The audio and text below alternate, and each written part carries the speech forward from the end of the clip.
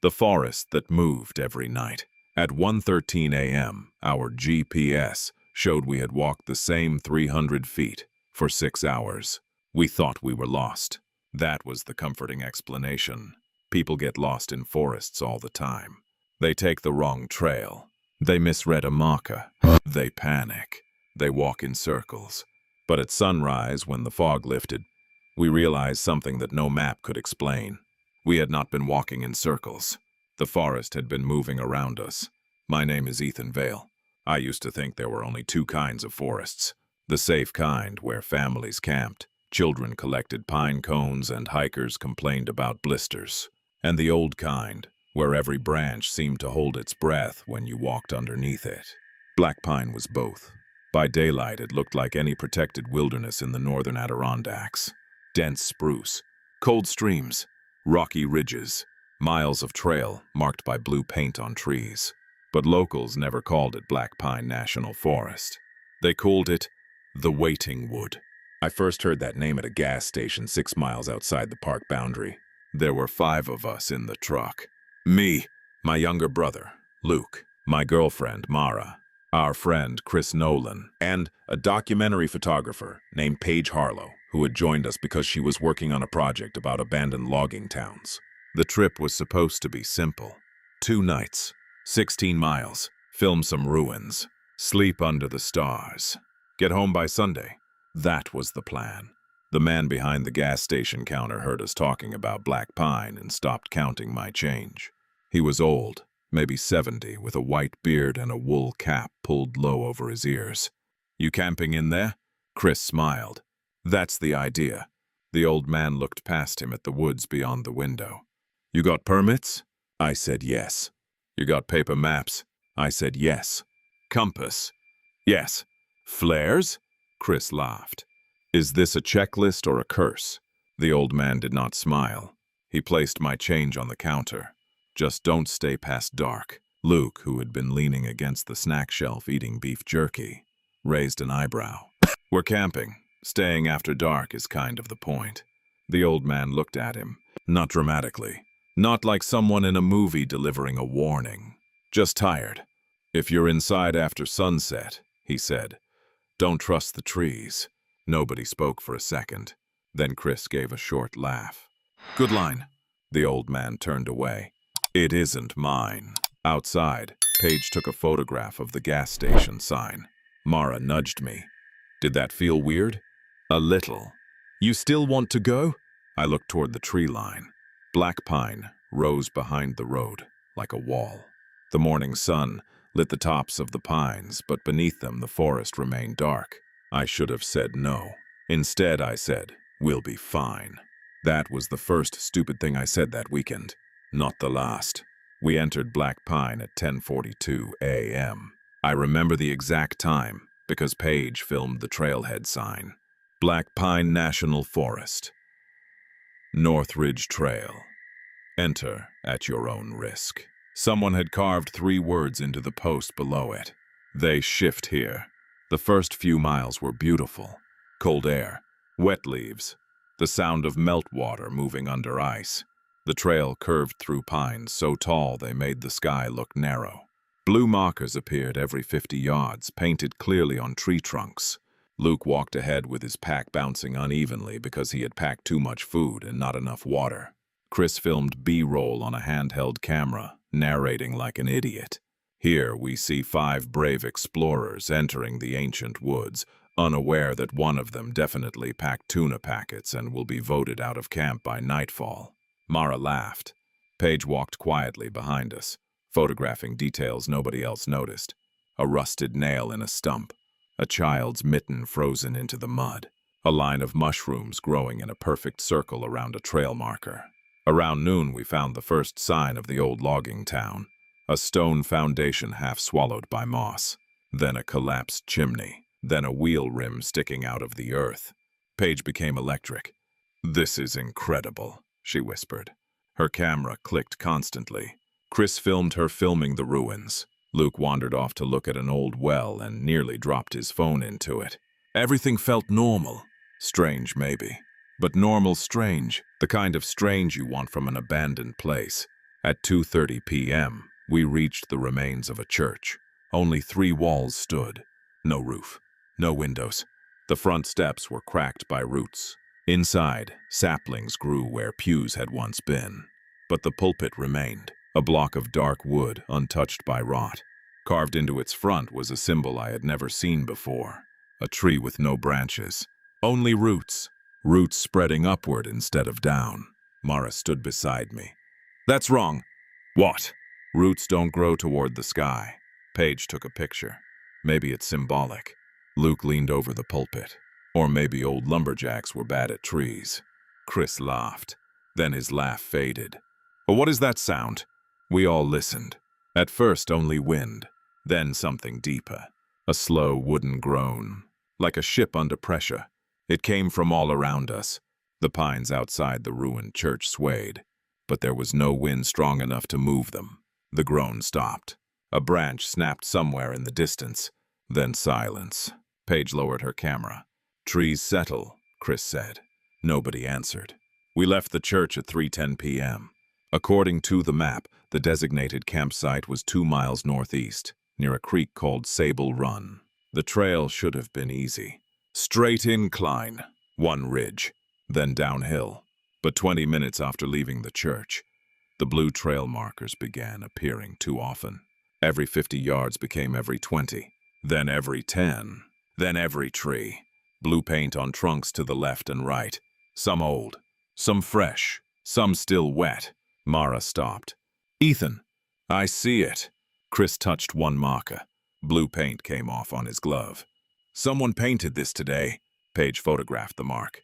Then another, then a third. Her voice lowered. "These aren't all trail markers." She pointed to a nearby trunk. The blue paint was shaped like an arrow, but not pointing forward, pointing at us. Luke turned in a slow circle. Every marked tree around us pointed inward. "Toward the trail. Toward where we stood." Chris said, "Okay, that's creepy." I pulled out the paper map. The trail should have continued northeast. My compass pointed north, then west, then spun once and stopped pointing directly behind us. Luke checked his phone. No service. Mara checked hers. "Same." Chris raised his camera. "Mine's still recording." Paige looked at her GPS unit. It displayed our location as a blank gray square.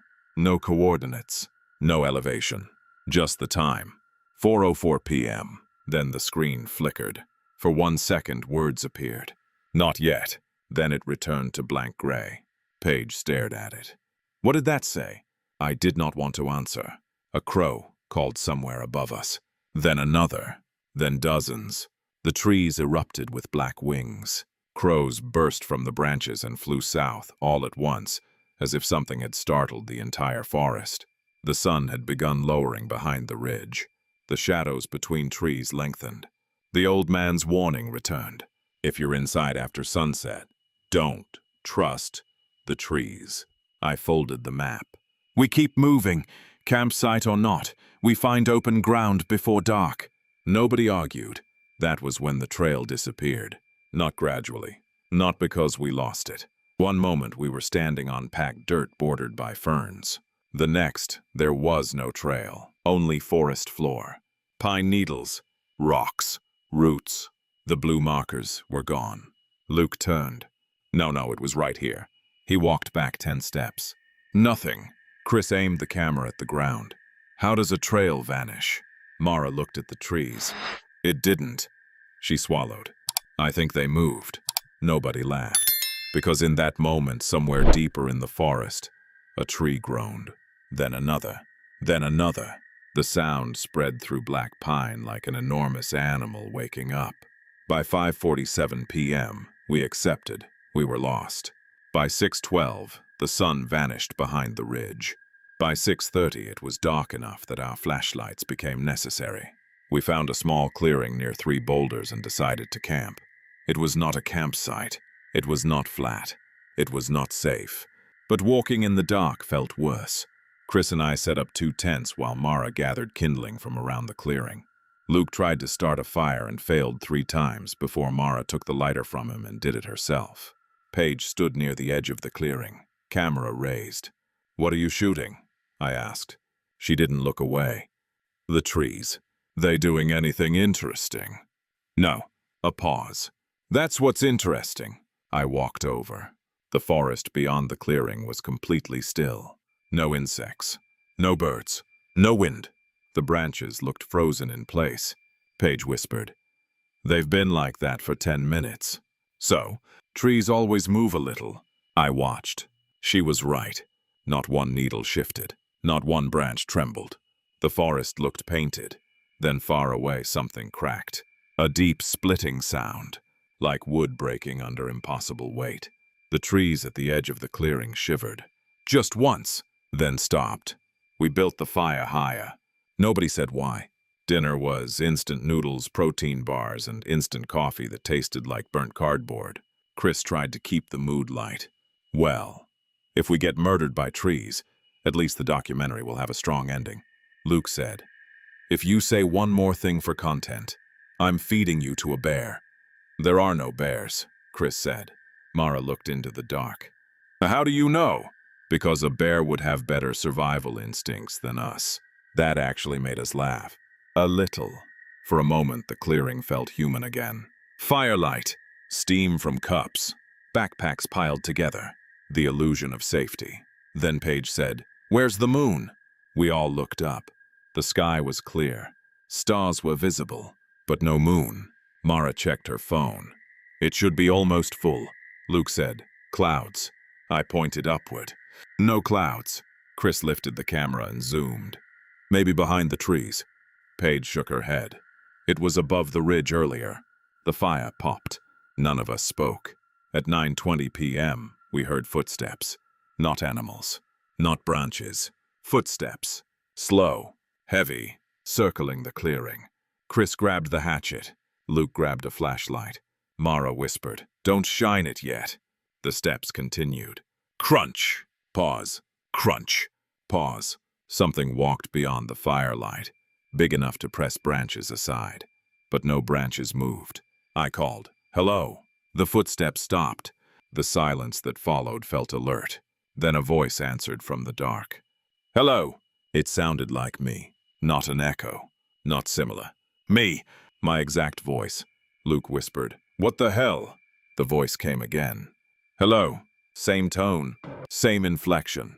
A perfect playback. Mara grabbed my arm. Don't answer again. The thing outside the clearing repeated me a third time. Hello. Then it added in my voice. Come here. The fire lowered suddenly, as if something had pulled heat from it. Paige started filming. Chris hissed, turn that off. No. The footsteps resumed. Not circling now. Moving away. My voice moved with them, fading into the trees. Come here. Crunch. Come here. Crunch. Come here. Then gone. Nobody slept after that. We sat around the fire in shifts, though calling them shifts is generous. Mostly we stared into the dark until our eyes watered. At 11:47 p.m., Luke said he needed to pee. Mara said, hold it. For 8 hours. Yes, I'm not peeing in the tent. Then pee by the fire. He looked offended. I have dignity, Chris muttered. Dignity is not a survival tool. Luke grabbed his flashlight and walked toward the nearest boulder. The 10 feet, I said. I'm going 10 feet. 5. Fine. He stood just beyond the firelight with his back to us. We kept flashlights on him the entire time. He looked over his shoulder. This is the worst moment of my life. Then he froze. What? I asked. He did not move. Luke? He whispered. There's a trail. I stood. What? He pointed beyond the boulder. A narrow dirt path ran between the trees. Clear. Smooth. Marked by blue paint. It had not been there before. Luke zipped his jacket and stepped closer to it. I shouted, don't! He stopped. The blue marker on the nearest tree was wet. Fresh paint. It glistened in our flashlight beams. The path led into darkness. At its edge stood a wooden sign. Sable Run. Campsite, 0.2 miles. Chris lowered the hatchet. That's our campsite, Mara whispered. No. Luke turned back to us. Oh, we're freezing in a random clearing. The campsite is right there. It wasn't there before, Paige said. So we missed it. No, she said. We didn't. The sign creaked. There was no wind. Letters appeared beneath the campsite text. Not carved, not painted, pressed upward from inside the wood, like veins. Bring the fire. The flames behind us bent toward the trail. All at once, every flame leaning sideways. Pointing, waiting, I walked to the fire and kicked dirt over it. The clearing went dark except for our flashlights. The trail vanished. The sign vanished. The trees stood where the path had been. Luke stumbled backward. Nope, he said. Nobody leaves the clearing until sunrise, Mara said. This time nobody argued. At 1:13 a.m., Paige checked her GPS again. The gray screen had changed. It showed a map now. A simple line, a dot labeled US. The dot was moving in a small loop, over and over. Beside it, distance traveled, 300 feet. Time elapsed. 6 hours, 2 minutes. Paige turned the screen toward us. We haven't left the clearing. Chris stared. That's impossible. The dot completed another loop. Distance traveled, remained 300 feet. Then a second dot appeared on the map. A dot labeled them. It was outside the loop, moving closer. Paige dropped the GPS. From the forest came the sound of roots dragging through soil. Not one tree. Hundreds. Thousands. A slow grinding movement under the earth. The trees around the clearing began to shift. Not sway. Shift. Trunks slid sideways, roots tearing free from the ground like fingers pulling out of mud. The sound was huge. Patient. Coordinated. A forest rearranging itself in the dark. Luke screamed. Mara pulled him into the tent. Chris shouted something I couldn't understand. Paige stood frozen, camera raised, filming the impossible. The trees moved around us for nearly an hour. They did not enter the clearing. They did not touch us. They simply changed places. A pine with a split trunk moved from the north edge to the east. A dead birch dragged itself past the boulders. Roots curled like knuckles. Saplings crossed behind thicker trees as if making room. The ground trembled constantly. Then all at once the movement stopped. Silence returned. Not peace. A pause. The kind a predator takes after choosing a direction. At 4:52 a.m., the first bird called. At 5:40, gray light spread between the trees. At sunrise, we stepped out of the tents. Everything was different. The clearing was gone. The boulders were gone. The fire pit was gone. Our tents stood in the middle of a road. Not a trail. A road. Cracked asphalt. Faded yellow line. Mailbox posts. Power poles with no wires. Ahead of us, through the morning fog, stood a town. Small houses. A church steeple. A gas station. A school. All silent. All surrounded by endless pines. Paige whispered. That wasn't here yesterday. No one answered, because on the nearest mailbox, painted in blue, was one word. Welcome. For a long time, nobody moved. We stood in the middle of that cracked road, staring at the town through the morning fog, waiting for one of us to say the obvious thing. That towns do not appear overnight. That forests do not move.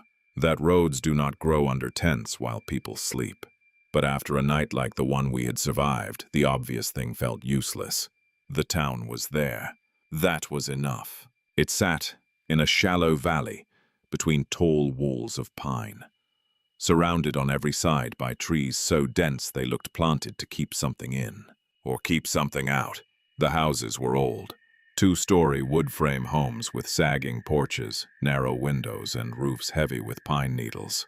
A church stood at the far end of the main road, its steeple crooked, but still upright. Beside it was a small schoolhouse, a diner, a general store, a sheriff's office, a gas station with 2 rusted pumps.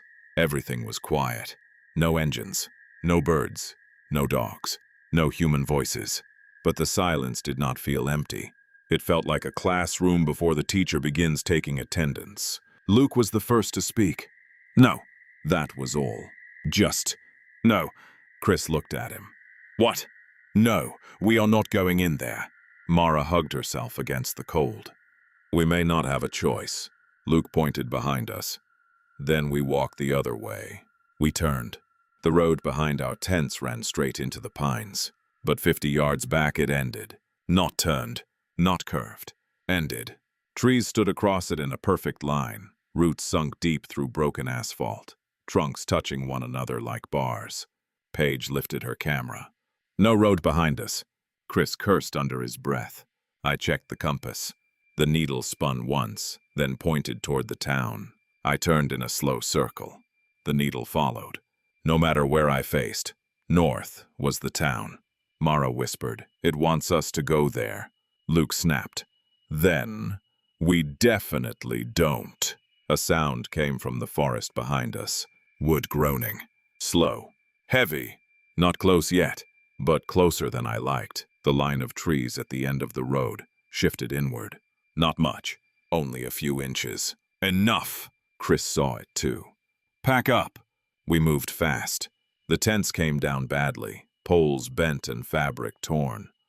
Nobody cared. We shoved everything into packs with shaking hands. Paige kept filming. I wanted to tell her to stop.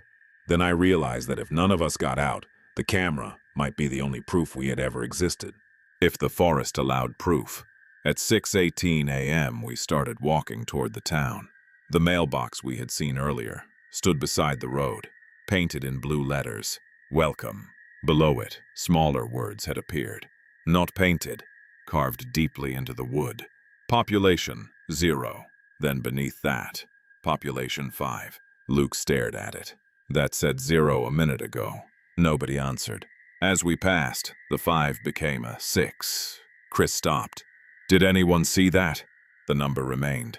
Population, 6. Mara looked down the empty street. Who's the 6th? The windows of the nearest house flickered. Not with light, with movement. Someone passing behind the curtains. Then another figure crossed an upstairs window. Then another. All in the same house. All gone before we could focus. Paige whispered. There are people here. The mailbox creaked. The number changed again. Population, 11. Keep moving, I said. We walked down Main Street. That was what the sign called it. Main Street. The town had a name too, painted on a board hanging above the general store. Hollow Rest. No state, no county, just Hollow Rest.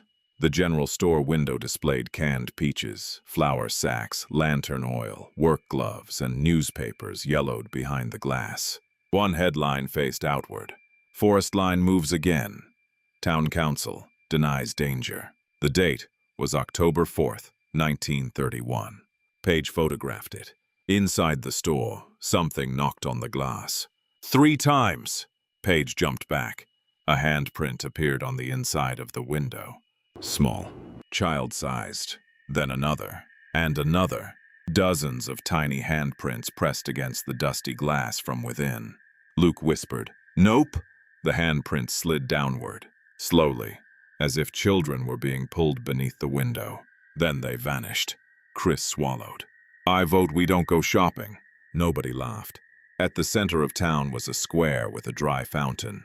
No statue, no benches. Only a circular stone basin filled with dead leaves. In the middle of the basin grew a tree. Not huge, not ancient. A young pine, maybe 10 feet tall. But it was wrong. Its bark looked too smooth, almost like skin. And carved into the trunk was a name. Elias Morton, 1887 to 1931. Paige moved closer. "It's a grave marker." Mara shook her head. "It's a tree. Around the fountain, more small pines grew from cracks in the stone. Each had a name. Mabel Cook, 1892 to 1931. John Teller, 1901 to 1931. Sarah Voss, 1918 to 1931. Dozens of them, maybe hundreds. The town square was not a square. It was a cemetery. Chris crouched near one of the trees. This one died in 1931 too. Luke moved to another. "Same." Mara walked the circle. "All of them," Paige whispered. "The newspaper. Forest line moves again. Town council denies danger." Chris looked toward the houses. You think these were the people who lived here? Before anyone could answer, the church bell rang. Once, the sound cracked through town and rolled into the forest. We all turned toward the church. The front doors stood open now. They had been closed when we entered town. A figure stood in the doorway. Human-shaped, tall, thin, too far away to make out clearly. It raised one hand, then turned and walked inside. Luke said, "No." Mara said, "Maybe they know a way out." Luke stared at her. "Did you miss the tree graveyard?" The forest groaned behind us. All of us turned. At the far end of Main Street, the pines had moved closer. The road we had entered by was now gone completely. Trees filled the gap. Thick, dark, waiting. Chris whispered, "It's closing the town." The church bell rang again. A second invitation, or a warning. We went to the church. Inside, the air smelled like wet wood and old hymnals. Pews lined both sides, polished smooth by hands that had not touched them in nearly a century. A pulpit stood at the front. Behind it, instead of a cross, roots covered the wall. Thick black roots bursting through plaster, twisting upward, spreading across the ceiling. They formed the same symbol we had seen in the ruined church the day before, a tree with roots reaching upward. But this one moved, slowly, breathing. Paige raised her camera. The roots twitched toward the lens. She lowered it. At the pulpit lay a book, a ledger. The cover was cracked leather. On the front, someone had carved, "The Roll of Hollow Rest." I opened it. Mara hissed, "Ethan!" I know, but I kept going. The first pages listed names, hundreds, maybe thousands. Some dated 1802, others 1854, then 1931, then later, 1956, 1957, 1958, 1959, 1960. Each entry had 3 columns. Name, arrival, routing. Luke leaned over my shoulder. Routing. The last filled page contained a name I recognized. Peter Langford, arrival, June 12, 2019. Routing, June 13, 2019. Paige whispered. Peter Langford was a missing hiker. Chris looked at her. You know that. He was part of my research. Disappeared in Black Pine. They never found him. Mara turned the page. The next page was blank. Then words appeared in wet black ink. Ethan Vale, arrival, today. Routing, tomorrow. My breath stopped. Below mine, more names wrote themselves. Mara Ellis, arrival, today. Routing, tomorrow. Luke Vale, arrival, today. Routing, tomorrow. Christopher Nolan, arrival, today. Routing, tomorrow. Paige Harlow, arrival, today. Routing, tomorrow. Then a 6th name appeared. We watched the letters form. Andrew, Vale, arrival, 1998. Routing, pending. For a moment, I did not understand. Then Luke made a sound beside me. Not a word. A wounded sound. Andrew Vale was our father. He had disappeared when Luke was 4, and I was 11. Officially, he left. That was what our mother told everyone. Unofficially, people said he ran away from debt, marriage, children, responsibility. I spent most of my life hating him for it. Luke spent most of his life pretending he did not care. But my father's truck had been found near Black Pine. Empty. Keys still inside. A paper map on the passenger seat. No note. No body. No explanation. I stared at the ledger until the words blurred. Routing. Pending. Mara put a hand on my shoulder. Ethan. Luke grabbed the book and ripped the page. Or tried to. The paper did not tear. He pulled harder. Nothing. Then the roots behind the pulpit shifted. A whisper moved through the church. Not one voice. Many. Leaves brushing together. Names spoken under soil. Luke backed away. No. The whisper became clearer. Not words at first. Then. Still here, Paige whispered. Did you hear that? Luke shouted at the roots. Dad. The church went silent. Then from beneath the floorboards, a man's voice answered. Luke! My brother staggered backward. No. The voice came again. Older. Weak. but familiar enough to hurt. "Ethan?" I could not breathe. I had not heard my father's voice in 22 years. I should not have remembered it so clearly. But I did. The roots behind the pulpit spread apart, not breaking, opening. Behind them was a stairway leading down beneath the church. Wooden steps, black earth walls, cold air rising. The voice from below said, "Don't come down here." That was the worst thing it could have said. If it had begged us to come, we might have resisted. If it had threatened, we might have run. But "don't come down here" sounded like my father.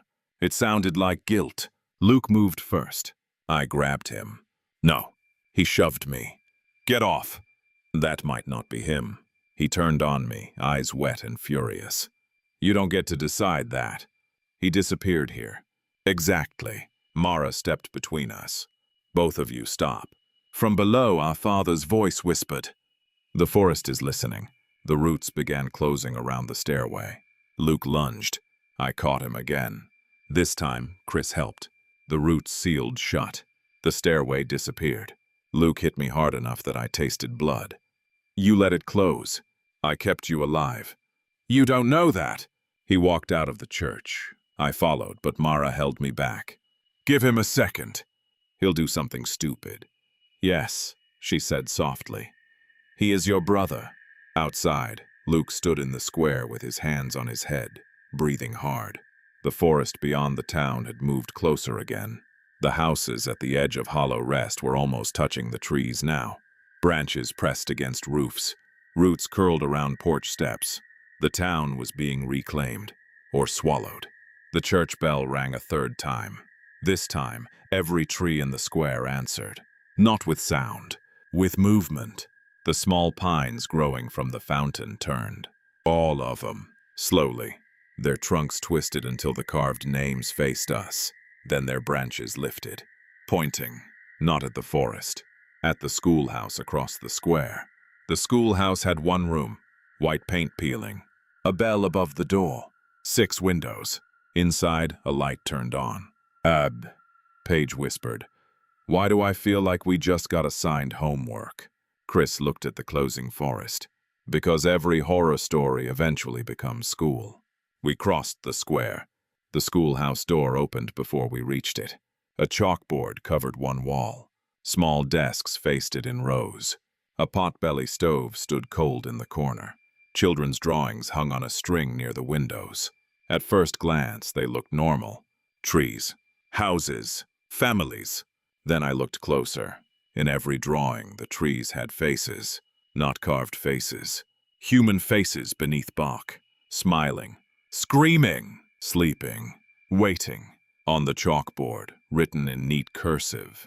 "What does the forest want?" Below it, 5 words. 1. Water. 2. Sunlight. 3. Soil. 4. Memory. 5. You. The door slammed shut behind us. Mara ran to it. Locked! The small bell above the schoolhouse door rang once. A child's voice spoke from nowhere. "Class begins." The desks scraped backward. 5 desks moved away from the others, aligning in a row. One for each of us. Our names appeared carved into the wood. Ethan, Mara, Luke, Chris, Paige. Then a 6th desk scraped out from the back corner. Dust fell from it. Andrew. Luke stared. The teacher appeared beside the chalkboard. She was not there 1 second. Then she was. A woman in an old black dress, hair pinned tight, skin gray as bark. Her eyes were closed. Roots grew from her sleeves into the floor. When she spoke, her lips did not move. "Attendance."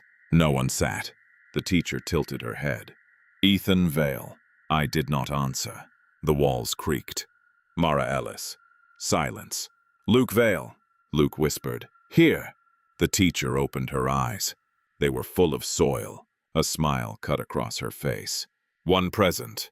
Luke clamped both hands over his mouth. The desk marked Luke slid backward. He moved with it. Not walking. Dragged. I grabbed him. Mara grabbed me. Chris grabbed Luke's pack. The desk pulled harder. The teacher said, "Present students must remain." Paige lifted her camera and fired the flash directly at the teacher. White light filled the schoolhouse. The teacher screamed. For an instant she was not a woman. She was roots tied into a human shape. A puppet made from the forest floor. The desk released Luke. We ran for the windows. Chris smashed one with his hatchet. This glass broke. Cold air rushed in. One by one we climbed through. The teacher's voice followed us. Class dismissed, then softer. Until tonight. Outside, the town had changed again. The sun was higher now, maybe mid-morning. But the forest shadows stretched wrong, all pointing toward the square. The houses along Main Street were closer together than before. The road had narrowed. The church leaned inward. The gas station pumps had twisted like metal vines. Hollow Rest was shrinking. Number, not shrinking. Being compressed. The forest was making room for something else. At the far end of town, beyond the schoolhouse, we saw a trail. A real one. Dirt. Blue markers. Leading uphill. Away from Hollow Rest. No one trusted it. But the trees behind us groaned and moved another foot closer. Mara said, "We go." We went. The trail climbed fast. Within minutes, the town disappeared behind fog and pines. But the sound followed us. The church bell. The school bell. The groaning roots. And beneath it all, sometimes my father's voice. "Ethan. Luke. Don't let it remember you." By noon, we reached a ridge and saw the truth of black pine. The forest was not random. From above, the trees formed patterns. Circles. Corridors. Spirals. Shapes too large to see from the ground. The entire forest was arranged like writing. Not letters. Not symbols I knew. But meaning. A message grown in wood. Paige stood at the ridge edge, camera shaking. "It's a map," Chris said. "Of what?" She swallowed. "Us." Below, the trees shifted, miles of forest moving slowly, silently, rearranging. And at the center of it all, where Hollow Rest had been, a new stand of young pines had appeared. 5 of them. Number 6. Luke saw it too. He sat down hard on the rock. One of the new trees was taller than the others. Older. Waiting. Mara took my hand. "We're not staying another night." The GPS in Paige's hand beeped. We all turned. It displayed coordinates now. A trail. A route. Estimated exit time. 5 hours, 12 minutes. Below it, in smaller text. Sunset. 5 hours, 11 minutes. Chris laughed once. No. The screen flickered. The route moved. Curved. Changed. Now it led, not out of the forest, but back down the ridge, toward a dark opening between 2 enormous pines. A tunnel made of roots. Words appeared on the screen. "The only way out is under." From below the ridge, deep beneath the earth, something knocked. 3 times. Luke stood slowly. My father's voice rose from the ground beneath us. "Boys." A pause. I found the door, and all around the ridge, the trees began moving uphill. Toward us. None of us waited to see the trees reach the ridge. We ran, not because we knew where the trail led, because anything was better than standing still. The root tunnel swallowed us almost immediately. The entrance looked barely wide enough for one person. Inside, it expanded into something enormous. The ceiling arched 30 feet overhead, woven from roots thicker than tree trunks. Some were black, some pale gray. Others looked almost human beneath the bark, with veins running under smooth wood, like blood trapped beneath skin. The air smelled damp, fresh earth, sap, and something metallic, like old pennies soaked in rainwater. Luke kept looking over his shoulder. "You hear him?" Nobody asked who. We all knew. Our father's voice drifted through the tunnel every few minutes. Sometimes close, sometimes impossibly far away. Always calm, always tired. "Ethan." A pause. "Don't stop," Chris whispered. "If that's really him." "It isn't," Mara interrupted. "You don't know that." "No." She tightened her grip on the flashlight. "But if it wanted us to run away, it wouldn't keep telling us to go deeper." Paige walked in silence, filming everything. Her battery should have died hours ago. Instead, it still showed 93%. That wasn't the strangest part. The red recording light blinked, even when she turned the camera off. It was recording by itself. After 20 minutes, the tunnel split into 3 passages, each identical, each disappearing into darkness. The GPS beeped. The route divided into 3 blue lines. Then all 3 vanished. Luke laughed nervously. Helpful. Chris knelt near the ground. No footprints. There should be ours. There should. There weren't. The dirt beneath us was smooth, untouched, as if we weighed nothing. Paige slowly raised her camera. I think... What? I think we're not the first people here. She aimed the lens toward the ceiling. Thousands of names covered the roots. Not carved. Grown. The bark itself had formed letters. Some fresh, some nearly swallowed by new wood. Children. Adults. Entire families. Missing hikers. Missing campers. Names from newspapers I recognized. Names from documentaries. Names from internet forums dedicated to unexplained disappearances. Each one ended the same way. Remembered. Luke pointed. There. Andrew Vale. Remembered. No date. Just one word. His shoulders slumped. For the first time since entering Black Pine, he stopped looking angry. He looked heartbroken. I spent 20 years thinking he left us. Nobody knew what to say. The tunnel trembled. Not violently. A slow pulse. Like a heartbeat, passing through miles of roots. Dust drifted from above. Then came another sound. Children laughing. Very faint. Ahead. The tunnel opened into a cavern. The ceiling disappeared into darkness. Massive roots descended from above like the columns of an ancient cathedral. At the center stood something that looked impossible. A tree, growing underground, its trunk wider than a house, its branches disappearing upward through solid earth. Light poured from beneath its bark. Soft, golden, warm. The first warm light we had seen since entering the forest. Around the trunk stood hundreds of people. Not ghosts, not skeletons. People. Perfectly still, eyes closed, hands resting at their sides. Men, women, children, campers, hunters, police officers, search and rescue volunteers. Some wore clothing from the 19th century. Others wore modern hiking gear. Nobody moved. Nobody breathed. But none of them looked dead. Paige whispered. Oh my God. Luke stepped toward them. Dad. A man near the trunk slowly opened his eyes. Not Andrew. Someone else. Gray beard. Park ranger uniform. Weathered face. He smiled. We're still growing. Chris grabbed Luke's backpack. Don't. The ranger tilted his head. You'll understand. His skin cracked. Not splitting. Separating. Bark pushed through beneath it. Tiny green needles emerged from his neck. His fingers lengthened into twigs. Luke stumbled backward. The ranger closed his eyes again. Stillness returned, Mara whispered. They're alive. No, Paige swallowed. They're becoming something else. The glowing tree pulsed once.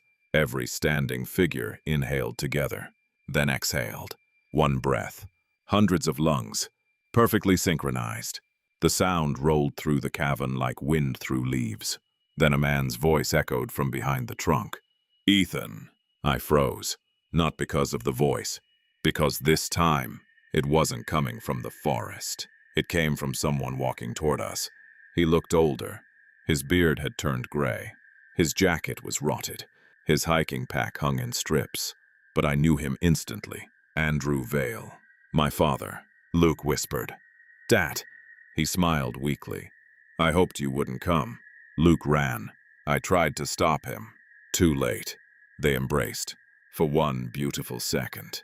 Everything felt real. Then I saw my father's shadow. It didn't match him. He stood still. His shadow continued walking. Straight toward the great tree. Dad! He looked at me. You have to leave. Luke held onto him tighter. We're taking you home. No. Yes. My father's smile broke. I don't remember where home is anymore. Silence. I remember you. He touched Luke's face. I remember Ethan. He looked at Mara. I remember kindness. Then he looked at Chris. I remember laughter. Finally, he looked at Paige. His expression changed. Fear. Real fear. You. Page frowned. What? You've been here before. The cavern went silent. Page laughed once. No, you just don't remember. She stepped back. I've never been to Black Pine. You have. I would know. You were 6. She stared at him. My father closed his eyes. There was another family. Page's breathing became uneven. My parents. They found the town. No. They escaped. No. They left you behind. Page screamed. No! The camera slipped from her hands. It landed facing upward. The screen lit by itself. An old recording began playing. Grainy, VHS quality. A little girl, 6 years old, holding her father's hand, standing beneath the same trailhead sign. Black Pine National Forest. The little girl smiled at the camera. It was Paige. Adult Paige collapsed onto her knees. I don't remember. You weren't allowed to. My father looked toward the glowing tree. It keeps what hurts. The tree pulsed again. Every standing figure whispered one word. Remember. Chris grabbed the camera. The tape continued. The little Paige wandered away from her parents. Toward the forest. Toward something unseen. The footage cut to static. Then another scene. Search crews. Dogs. Helicopters. Missing child posters. Reporter speaking into camera. After 72 hours, officials have suspended active searches. Adult Paige covered her mouth. My parents. My father nodded. They left. They looked for me. They couldn't see you anymore. The cavern shook violently. The glowing tree brightened. A voice filled the chamber. Not loud, not angry. Ancient. Patient. You remember? Every root tightened. The standing people opened their eyes together. Hundreds of faces turned toward us. Not empty, not hostile. Sad, as though they had been waiting years for visitors. The great tree spoke again. Not with words. With memory. Images flooded my head. The first settlers entering Black Pine. A child disappearing between trees. Search parties. Entire villages. Loggers. Railroads. The church. The town. The school. Every generation trying to understand the forest. Every generation becoming part of it. The forest had never hunted. It invited. Then remembered.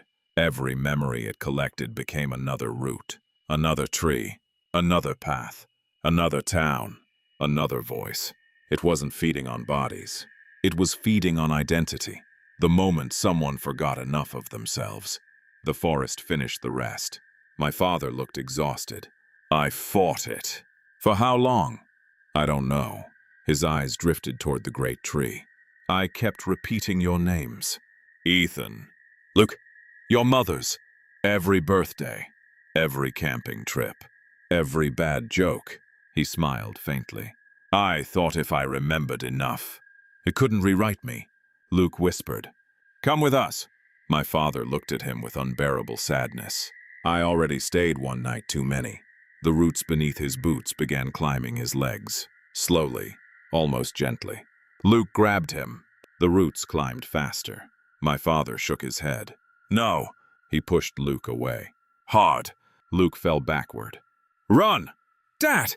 Run! The great tree pulsed. Every remembered person took one synchronized step toward us. Not rushing. Walking. Hundreds of slow footsteps echoed through the cavern. My father turned toward the tree. The roots embraced him. His body did not struggle. He looked back one last time. I never left you. Then bark covered his face. Luke screamed. Chris dragged him backward. Mara grabbed Paige. I picked up the camera. We ran. Behind us, the cavern filled with footsteps. Not chasing. Following. Patient. Like roots growing beneath soil. As we reached the tunnel, the camera screen changed. A map appeared. Not GPS. The forest. Every route. Every tunnel. Every moving grove. At the center, the great tree. And above it, one word. Heart. Paige looked over my shoulder. The forest has a heart. Chris breathed heavily. Then maybe hearts can die. No one answered. But for the first time since entering Black Pine, hope existed. Small, fragile, dangerous. Behind us, the voice of the forest whispered through thousands of leaves. You remember too much now. The tunnel around us began collapsing. Not from falling rocks, from growing roots. The forest wasn't trying to crush us. It was trying to close the path forever. We did not stop running until the tunnel widened into another chamber. This one was different. No towering roots, no glowing tree, no silent people standing in rows. Only stone, smooth black stone that looked polished by centuries of water.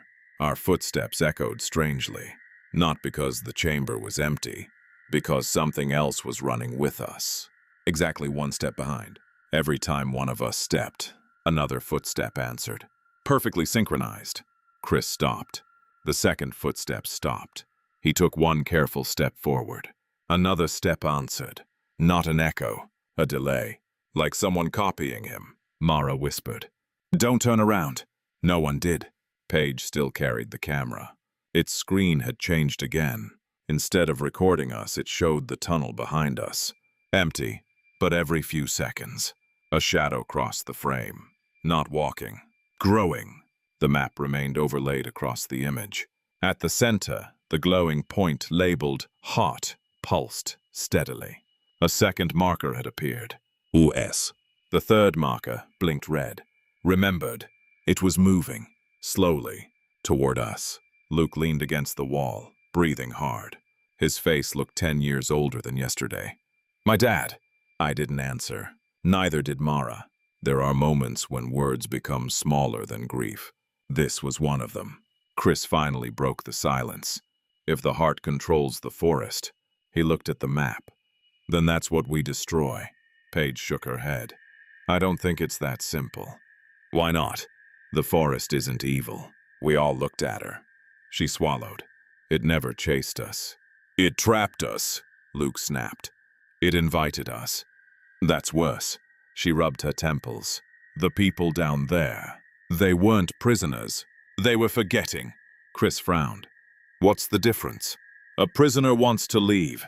She looked toward the tunnel. Though they don't remember there was anywhere else. The words settled heavily between us. Mara whispered. So if we stay long enough. Paige nodded. We stopped wanting to escape. The chamber vibrated. Dust drifted from the ceiling. The footsteps behind us resumed. Closer now. Crunch. Pause. Crunch. Pause. I finally turned. Nothing. Just darkness. But something was breathing there. Not fast. Not threatening. Patient. Watching. The tunnel opened again. This time into daylight. Real daylight. Blue sky. Sunlight. Warm wind. For one impossible second, we all smiled. Then Chris laughed. We made it. He sprinted outside. Luke followed. Mara hesitated. Paige grabbed my sleeve. Ethan. What? The map. I looked. The GPS still showed us underground. The exit ahead did not exist. Chris had already crossed into the sunlight. He stopped. His body froze. Luke reached him. Then Luke froze too. I ran toward them. The sunlight ended exactly 5 feet beyond the tunnel. Not faded. Ended. Like a painted backdrop. Chris stood inches away from a valley. Rolling green hills. Blue lake. Cabins. Smoke rising from chimneys. Children playing near a dock. Everything looked perfect. Except nothing moved. The smoke hung still. The water never rippled. The children remained frozen mid-run. Like a photograph pretending to be alive. Luke whispered. Mom. A woman stood beside one cabin. She looked exactly like our mother. 20 years younger. Healthy. Smiling. She waved. Luke stepped forward. Paige screamed. No. The valley flickered. For one frame, the cabins vanished. The lake disappeared. Instead, countless roots spread beneath the fake grass. The smiling woman split apart into vines. The illusion returned immediately. Luke backed away. What? Paige looked sick. It learns from memories. Chris stared at the frozen valley. It builds places people want. Mara looked at me. What would yours be? I already knew. Our old house. My father alive. Family dinners. No silence. No regrets. The forest didn't tempt everyone the same way. It personalized hope. The fake valley slowly dimmed, then vanished. Only another tunnel remained beyond it. The footsteps behind us stopped. Then a voice, my father's. Ethan, not pleading, not emotional, just calm. It knows you're close. The camera screen flashed white. New words appeared. Root movement detected. The ground beneath us shifted. Not trembling, sliding. The chamber itself was moving, like an elevator. Miles above us, muffled through earth and stone, we heard something impossible. Wind. The whole forest was moving again. Even underground we could hear it. Thousands of trunks dragging through soil. Miles of roots repositioning. The chamber rose. Slowly. Paige looked at the map. The forest is rearranging itself. Chris frowned. Why? The answer came from everywhere. A whisper through bark. Leaves. Stone. Memory. Making room. The chamber reached the surface. The ceiling opened. We climbed out. Sunlight hit our faces. Real sunlight. The first genuine sunlight since entering Black Pine. For one glorious second, everything felt normal. Then we saw the forest. Miles of trees were walking. Not bending. Not falling. Walking. Roots lifted from the earth like giant legs. Entire groves shifted together. Ancient pines crossed valleys. Birches traded places with oaks. Hillsides rearranged themselves. Roads vanished beneath moving trunks. The sound was beyond description. Imagine every ship ever built groaning at once. Imagine mountains breathing. Imagine continents adjusting. That was Black Pine, Luke whispered. It's alive. No, Paige stared in horror. It's thinking. The GPS beeped violently. The heart marker had moved. Chris blinked. I thought it stayed underground. It doesn't. The glowing point traveled beneath the moving forest. Always staying in the center. Always relocating. The forest wasn't protecting its heart. It was carrying it, like an animal protecting an organ. Chris looked at me. If we destroy it, the forest dies. Paige interrupted. Or everything it's remembering dies. Silence. Luke looked back toward the tunnels. My father, Mara quietly asked. If the forest disappears, do they disappear too? No one answered, because none of us knew whether the remembered people were victims, or all that remained. The camera beeped. Its battery finally dropped. 93%. 0. Instantly, the screen went black, then turned back on by itself. Live feed. Not from our location. From above. An aerial view. Black pine from the sky. The moving trees formed circles, spirals, lines. Then slowly, letters. Entire forests, spelling words across miles of land. We are not hunting you. The trees shifted again. We are saving you, Chris whispered. Saving us from what? The final sentence formed. When the sky opens, every bird in the forest exploded upward at once. Thousands, maybe millions. They fled south. The sunlight dimmed, not because clouds passed. Something enormous crossed above the sun. We all looked up. There was nothing visible, just absence, a shape too large for the eye to understand. The entire forest became still. Every moving tree froze. Every root stopped. Every sound ended. The whisper returned. Not from the forest, from the sky. We found them. Luke grabbed my arm. Ethan. The GPS displayed one final message. Heart evacuating. Below us, the earth split open. The glowing tree beneath Black Pine began moving. Not through tunnels, through the ground itself. The entire forest was trying to leave. Not attack, escape, from whatever had just arrived above us. For the first time, I realized something far worse than the forest existed. And Black Pine was afraid. None of us spoke. The forest had stopped moving. Every tree remained frozen exactly where it stood. Roots hanging above the ground like enormous legs caught in mid-step. The silence was worse than the movement, because now, something else was listening. The sunlight faded another shade darker. Not an eclipse, not clouds. The light itself seemed to hesitate. Luke whispered, "What is that?" Nobody answered, because there was nothing to answer. You cannot describe something your eyes refuse to understand. Whenever I tried to focus on the shape above us, my thoughts slipped away. My mind replaced it with clouds. Then sky. Then nothing. As if my brain rejected the image before I could remember it. Only the forest seemed able to see it. Every branch pointed upward. Every needle trembled. Every root curled inward. Not attacking, protecting itself. The GPS vibrated violently in Paige's hand.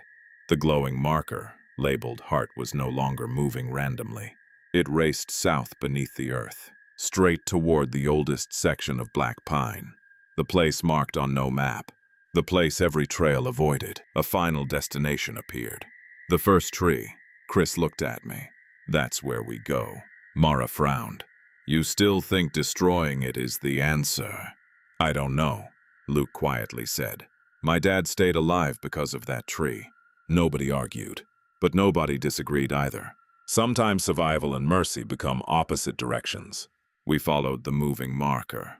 The forest no longer blocked our path. Instead, the trees slowly leaned aside as we approached, opening corridors, making roads, not inviting us, yielding. The deeper we traveled, the older black pine became. Young trees disappeared. The trunks widened until 5 people holding hands couldn't surround one. The bark grew darker, almost black. The air became warmer, not summer warm, breathing warm, like walking inside the lungs of something enormous. Around noon, we reached a clearing. Calling it a clearing isn't quite right. Nothing grew there. No grass, no moss. No insects, just a circle of bare earth nearly 200 feet across. In the center stood one tree, the first tree. It dwarfed everything else.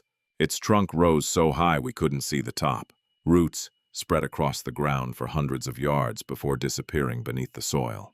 Unlike every other tree in black pine, this one had leaves, silver leaves, millions of them. Each leaf shimmered like polished glass. The wind never touched them, yet they whispered constantly. Thousands of voices, thousands of memories, thousands of names. Paige's camera, dead for hours, switched itself on. The screen displayed one sentence. Do not let it see you. Luke looked upward. What? Too late. The whispering stopped. Every silver leaf turned at once. Not physically. Their reflections changed. Instead of reflecting sunlight, they reflected us. Thousands of tiny Ethans, thousands of Lukes, thousands of Maras, watching, learning, copying. The sky darkened. The impossible shape overhead descended. Not closer, clearer. It wasn't a creature. Not exactly. It looked like an absence cut into the sky. A wound. A hole where stars should have been. My ears began ringing. Blood trickled from Chris's nose. Mara fell to one knee. Paige covered her eyes.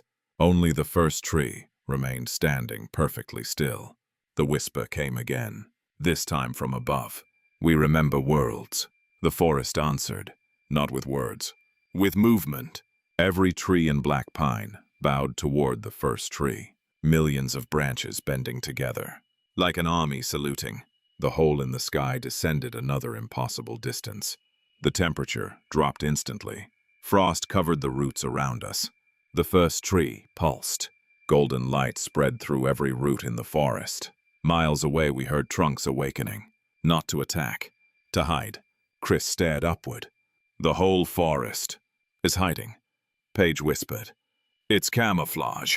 None of us understood until the first tree showed us. Not with speech, with memory. The images poured into my mind. A world older than ours. Forests stretching across continents. Something descending from the stars. Not to destroy life, to erase identity. Cities forgotten, mountains forgotten, entire civilizations vanishing because nobody remembered they had existed. Then, one forest learned. It discovered memory could be stored. Inside roots, inside wood, inside rings. The first tree became a refuge. Every remembered person, every remembered place, every forgotten history, hidden beneath bark where the thing in the sky could not erase it. Black pine wasn't collecting people because it was hungry. It was preserving them, poorly, painfully, but intentionally. The people becoming trees were not dying. They were becoming memory. The waiting wood wasn't waiting for victims. It was waiting for the sky to leave. The vision ended. Luke looked at me. You saw it too? I nodded. Chris sat heavily against a root. So we've been fighting. The wrong thing. The shape overhead grew larger. Silver leaves began falling from the first tree. Each leaf became a memory. I watched one drift past my face. Inside it, I saw my 7th birthday. Another leaf. My first kiss with Mara. Another. My father teaching Luke to fish. The forest was releasing everything it had saved. Preparing. The whisper from the sky became louder. You cannot hide forever. The first tree answered with silence. Then, one root rose from the ground. It wrapped gently around Luke's wrist. He didn't pull away. Another reached toward me. Warm. Almost comforting. The tree wasn't trapping us. It was asking. Stay. Remember. Protect. Mara looked at me. If we leave, the forest loses us. If we stay, Luke finished quietly, we become part of it. Chris laughed once, the saddest laugh I'd ever heard. So that's the choice. Paige looked toward the open sky beyond the clearing. No, she pointed. The edge of black pine. It was moving again, not away from us. Toward the hole. The entire forest was migrating. Miles of trees walking together. The waiting wood had made its decision. It wasn't going to hide anymore. It was going to carry every memory it held somewhere else. Somewhere the thing above couldn't follow. The first tree released our wrists. The roots withdrew. The path behind us opened. A choice. Stay or leave. Luke stared at the trunk. My dad.